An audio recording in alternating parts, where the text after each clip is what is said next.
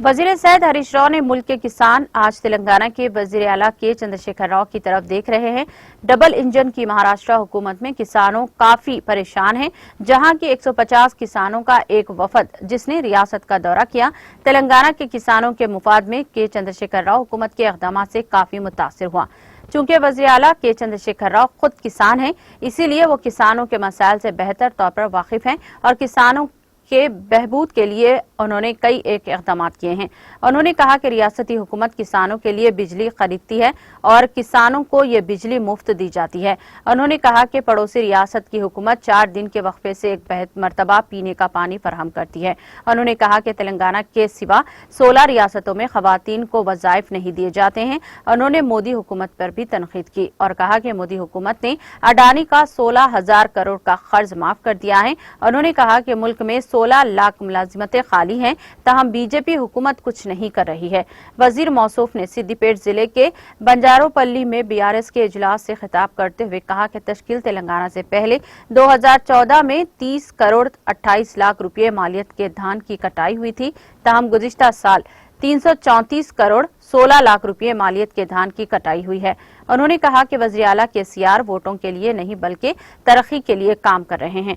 उन्होंने Telangana public service commission के पर्चा लीक मामले का भी हवाला दिया और कहा कि हुकूमत इसके जिम्मेदारों के खिलाफ कार्रवाई करेगी।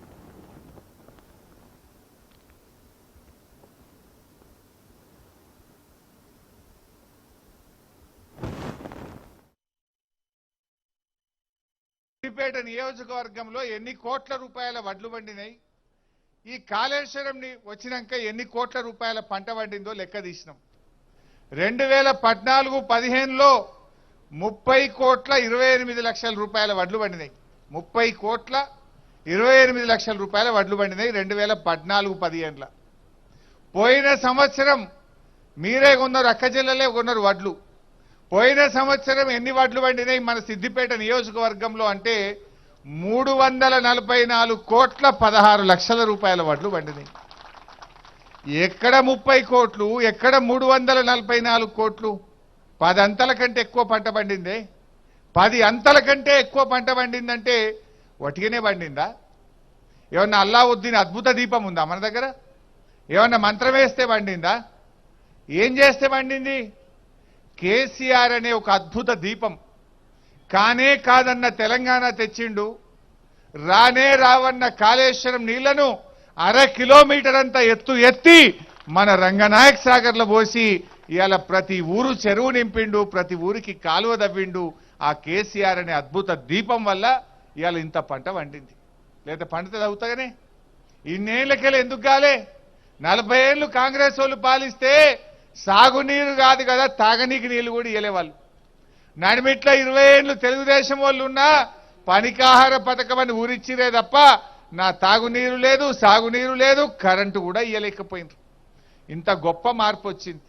ఇవాళ బాయికాడ 24 గంటల కరెంటు కావచ్చు, ఎకరానికి 10,000 రైతు బంధు కావచ్చు, సకాలంలో ఎరువులు కావచ్చు, ఊరూరికి కాంటా పెట్టి గింజ లేకుండా పండిన పంటంతా కొనడం కావచ్చు। కాళేశ్వరం ప్రాజెక్టు వల్ల ఇవాళ 344 కోట్ల రూపాయల పంట పండింది। ఈ ఆస్తి ఎవరికి పోయింది? తెలంగాణ ప్రజలకు పోయింది। కొంతమంది మీరు టీవీలో చూస్తారు, హైదరాబాద్లో ఒకడు, ఢిల్లీలో ఒకడు కూర్చొని కాళేశ్వరం దండుగా అంటాడు। వాడు కాళేశ్వరంతో ఒక ఎకరం బారలేదంటాడు।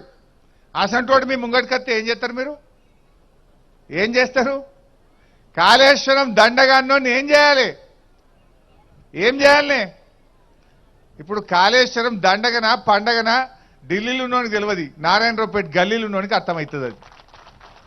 ఇప్పుడు కాళేశ్వరం వచ్చింది కనుకనే ఆనాడు 30 కోట్ల పంట పంటే ఇవాళ 344 కోట్ల రూపాయల పంట పండింది। కాళేశ్వరం మీద చాలా ఖర్చు అయింది అంటాడు ఒకడు। కాళేశ్వరం మీద పెట్టే ఖర్చు ఎప్పుడో వచ్చేసింది। ఇది ఒక్కరేంటి సిద్దిపేట పంట చెప్పిన సిద్దిపేట లెక్క మానకొండూరు, తుంగతుర్తి, సూర్యాపేట, కోదాడ, వరంగల్ జిల్లా, భూపాలపల్లి, డోర్నకల్లు అట్లా ఒక్కొక్క నియోజకవర్గంలో ఎన్ని కోట్ల పంట పండింది? కాళేశ్వరం పెట్టిన పెట్టుబడి ఎప్పుడో వెళ్ళిపోయింది। దానివల్ల ఇలా రైతుల ఆత్మహత్యలు తగ్గినాయి, మా పల్లెల్లో ప్రశాంతత వచ్చింది, మా పాడి పశువులకు, మూగ జీవాలకు తాగునీరు దొరుకుతుంది, గాసం దొరుకుతుంది, పక్షులు కూడా ఇలా చల్లగున్నాయి। కానీ ఇలా కొంతమంది తెలిసి తెలియక ఒకడు కాళేశ్వరం దండగా అంటాడు. ఎవడు అన్నోడు? ఓడు కాంగ్రెస్ ఓడో లేకపోతే బీజేపీ ఓడో. దండగా మీ పట్ల దండగా అయింది. ఎందుకంటే జనం మీ దిక్కు చూడకుండా అయింది. కాళేశ్వరం వచ్చినాక అందరు కేసీఆర్ దిక్కు